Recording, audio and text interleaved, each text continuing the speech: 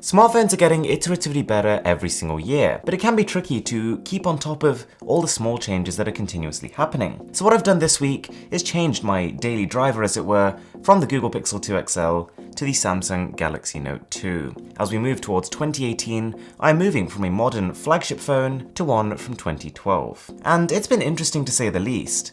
Let me tell you what I found out. The first thing I noticed here was software quirks. Lots of little niggles I had with the software which have slowly been ironed out over time, but you never notice their disappearance. For example, on the home screen in this TouchWiz OS, you can't drag one icon on top of another to create a folder. That doesn't happen automatically, you have to manually create the folder and then add icons to it. The settings are sorted into menus, which is good, but there's no search option, which means that if you're searching for a very specific thing to toggle, you could be in there for 1 to 2 minutes just trying to dig it up. There is no dedicated multitasking button. This phone was around in a time when Android prioritized the menu key. Since then, of course, that has been phased out, but it means that in order to access multitasking, you've got to hold down the home button, which is obviously much slower than just tapping a button on the left. Alright, so the Galaxy Note 2 was released in a time when it was pretty acceptable to have a fully plastic flagship smartphone. But it really does make you appreciate what we have today. Looking at that and comparing it to the glass and aluminium slabs we have now, this feels so much more flimsy. It feels somewhat hollow, and there is noticeable creaking in the body just by applying even a little bit of pressure. I would say it's still pretty comfortable to hold, but it feels particularly on the wide side. Now, I'd say it's much more noticeable now in 2018 than it was back in 2012, simply because we've been spoiled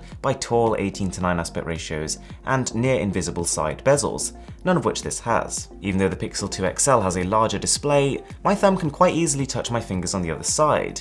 That is not the case with the smaller screened Galaxy Note 2. As a result, doing literally anything one-handed with this smartphone is a tricky task. One more thing which has completely disappeared under the radar is rear-facing speakers. Back in the day, these used to be a commonplace trend, and you can see the phone actually has a little bridge in between the two speaker grills, which stops it directly getting muffled by being placed on a table. Having said that, it's really not ideal. The sound is not very loud, pretty tinny sounding, and can also very easily still be muffled by almost any surface you place it on. Looking round, there is also no fingerprint scanner here, something we almost take for granted on modern day phones, even budget smartphones, but that was just not a thing back in 2012. It was a couple more years until those became somewhat mainstream, and so on this phone, you have to use a pattern. Compared to the press-in to eject mechanism on the Galaxy Note 8, the S Pen on the Galaxy Note 2 feels absolutely archaic.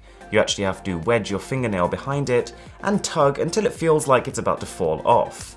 And eventually, the S Pen is released. You actually have to press noticeably into the screen to the point where it's uncomfortable in order for it to register, and it also feels very thick and not the most ergonomic bit of kit. Alright, so as I was using this as my daily phone, I did have a lot of chance to try it on day-to-day applications like Spotify, like Instagram, and to be honest, for the most part, performance was pretty good. Back in the day, this was the most powerful phone on the market. It's got an Exynos 4412, which is a quad-core chip. In fact, the most noticeable difference between this phone and your 2017 flagship phones in terms of social media apps is really that squashed 16:9 ratio. Again, it really makes you appreciate the taller phones that are out today, because on this phone, you just end up doing that little bit more scrolling. Having said that, the scrolling itself, as with the rest of the UI here, is actually just as responsive as you'd expect when you're doing one particular task. As soon as you throw multitasking into the mix, the Galaxy Note 2 completely cripples. I've got to say, I did remember the Note 2 quite fondly for its multitasking capabilities. At the time, this was the beast. This was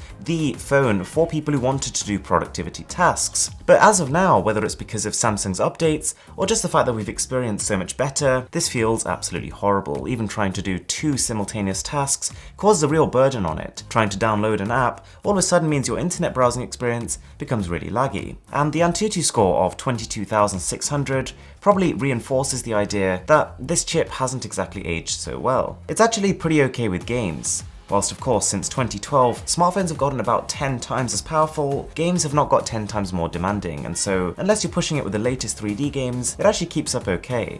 Not to mention it does only have a 720p display to push here, so there wasn't actually too much slowdown in most titles. Truth be told, the 5.5-inch Super AMOLED display on the Note 2 is every bit as vibrant as what we've seen on the Galaxy Note 8.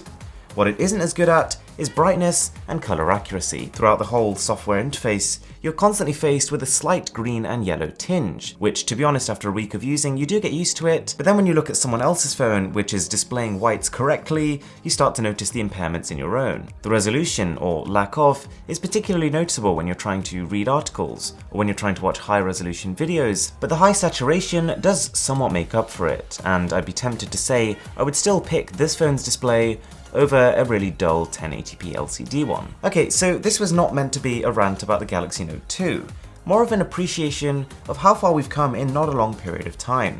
There are so many things about our modern smartphones that have only really appeared in the last couple of years, and jumping back in time for a bit really makes us appreciate them. This whole video is also serious evidence of progress, and it's exciting to think that in another 6 years' time, we'll very likely be saying the same things about our current flagships, which we now find pretty great. So thanks a lot for watching, guys. I really do hope you enjoyed the video. My name is Aaron, this is Mr. Who's the Boss, and I'm signing out.